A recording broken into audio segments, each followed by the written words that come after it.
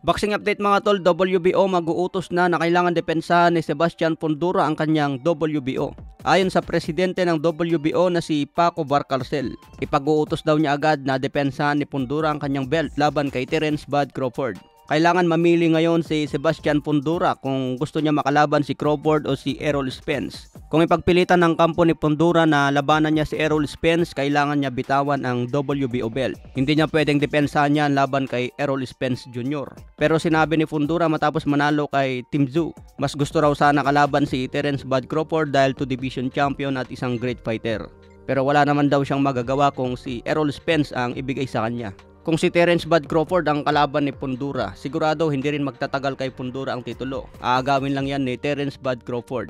Kaya kailangan ni Fundora ngayon samantalahin ang pagkakataon habang hawak ang dalawang belt. Kailangan kumita muna ng malaki bago pa maagaw sa kanya ang belt. Kaya kung mas malaki ang offer kay Errol Spence mga tol, siguradong ito ang pipiliin niya. Kasi kung pipiliin ni Fundora ang laban kay Terence Bud Crawford, siguradong luging-lugi siya dyan. Sa galawan pa lang ni Terence Crawford, delikado na dyan si Fundora. Sa iba pang balita, Sean Gibbons sinabing hindi na maghahabol kay Tank Davis. Matapos daw makuha ni Pitbull Isaac Cruz ang titulo, hindi na ito hahabulin ni Tank Davis. Kung ayaw ni Tank Davis makipag-rematch, pabayaan na lang daw ito at maraming opsyon kay Pitbull Cruz. Welcome daw si Ryan Garcia kung manalo kay Devin Haney. Ayon niya kay Sean Gibbons mga tol, mas gusto pa nila kalaban si Ryan Garcia kumpara dito kay Devin Haney.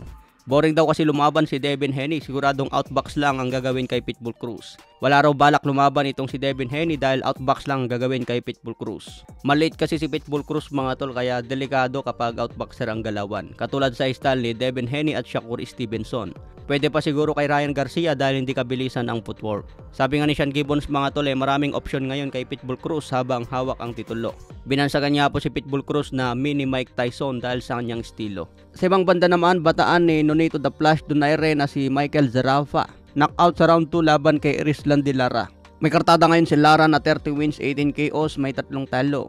Nakuha niya ang 3 talo laban kay Paul Williams, Saul Alvarez at kay Jared Hurd. Matatandaan, kontrobersyal ang naging panalo ni Saul Alvarez kay Erislandy Lara noong 2014. Natapos nga ito sa split decision.